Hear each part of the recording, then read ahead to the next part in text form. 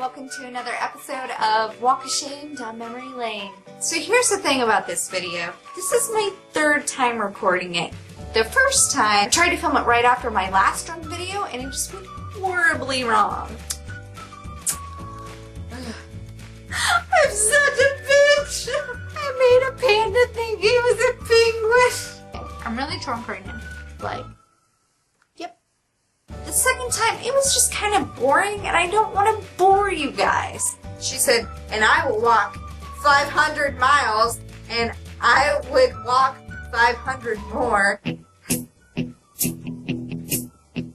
So this third time, I hope that I can do this in a different way, that's really different from before. So what we're going to do today is play a little game to show how unoriginal 8-year-old Christy is. I picked out 4 stories out of this book that have been based on TV shows or movies that I want you to try and guess what I stole it from. I also picked out a bonus story to read to you that I think really embodies how great of a writer I was. The first story is the first one in the book. I will go ahead and tell you it's a TV show and a movie. This story is called The Disaster.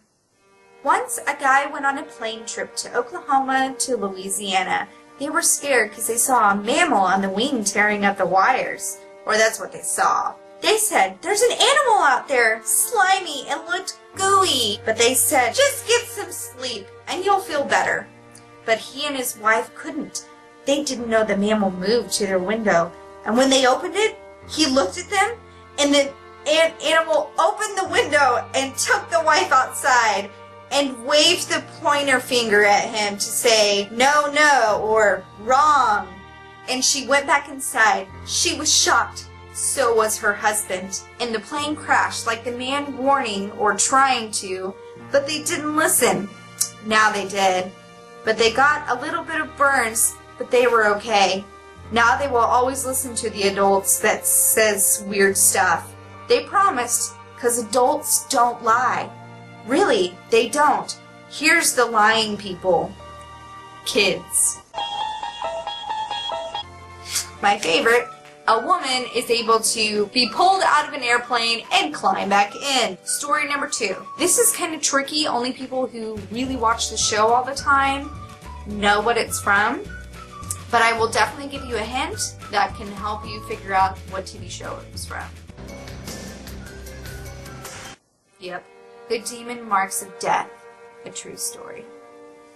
Once a little girl had marks on her face one night and ran to her mother. Mommy, Mommy, she cried, I have marks on my face. Heidi was her little girl's name, is my sister. What's the matter, she asked. Heidi replied, there's marks on my face. And I don't have anything on my bed to scrape my face. Oh, honey, you do have marks on your face, she said. When she turned on the light, the dad had some too. He had one on his hip, then his back, then his chest. The mom didn't want her baby to have marks on Maggie. She was just born yesterday morning. But no marks got on her or the baby. They were all glad it wasn't on the baby. To be continued. A trick I had. If I didn't know what I was going to write next, I just wrote to be continued because that's what I thought people did on shows when they didn't know the end. Story number 3. This one is a TV show, and you might figure it out almost immediately. It is called Inspector 34 On Again. Inspector 34 got the bomb panda for Penny. Well, he didn't know about the bomb in it. And Penny knew with her special book, Brighter, really smarter than Inspector 34. Inspector wasn't smart. Penny said that Gadget did this and that and that and this. They believed her and went to 34 the Inspector. When they got there, Inspector accidentally, what he thought, threw the panda doll in a swimming pool and the bomb exploded, but no water came out, or the thing holding it didn't break, the water inside. They thanked him very much. The end. If only all things were like that, am I right? What? And the last question in our game, and I won't even tell you whether it's a movie or TV show. I think you'll figure it out. Aliens from a Place Called Time. In Washington, there was a president with a little girl about 5 years old and a half. It was a peaceful day until an alien spaceship came and put a timer until when It stops, they destroy. The president and some other people and his daughter went on an airplane, and the timer stopped just when they lifted about an inch or two, and the aliens tried to shoot it, but they left just in time. They were relieved and sad because a lot of people died and a lot of people hurt badly. And when they got far away, some Air Force Academy was going to try to kill the people because these aliens can shoot anytime, anywhere, and anybody can die by being hurt too badly, and his or her family misses them or oneself. But when they got a telegram, when they landed into safety, it said that president's wife in hospital in that town.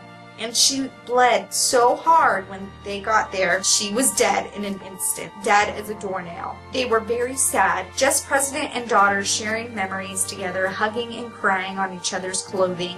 And when they stopped, because they had to go back around, because they had to see a guy's plan and vote to it. And they loved the idea and did it. And there were no more aliens. We think that more time flies. The end of story. The two people planted a virus into mothership, blew up, and blew up all the other ships, and aliens, all of them inside. The end of plan. Hint, hint, nudge, nudge, wink, wink. And what the hell is that smell? It's a hell of an ending. Those are our 4 questions, so put in the comments below what 4 TV shows or movies that you think these are from. To end out this video, I'm going to go ahead and read you your bonus story. This is a story I actually wrote with my best friend, Annie. It's a nail biter. So it's called Annie and Christy. One day, a girl met a girl. They helped each other in a lot of things. And they became best friends. One night, they got to sleep over. They heard some stomping. Then they screamed so loud they heard the stomping closer and closer. They heard some voices and howling. They hid in the closet. It was so dark. They screamed so loud the stomping came closer and closer.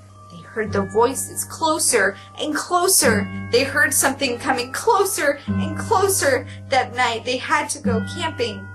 And one of them said, "We have to go camping. We have to find a way out," Annie said. They finally got out. To be continued.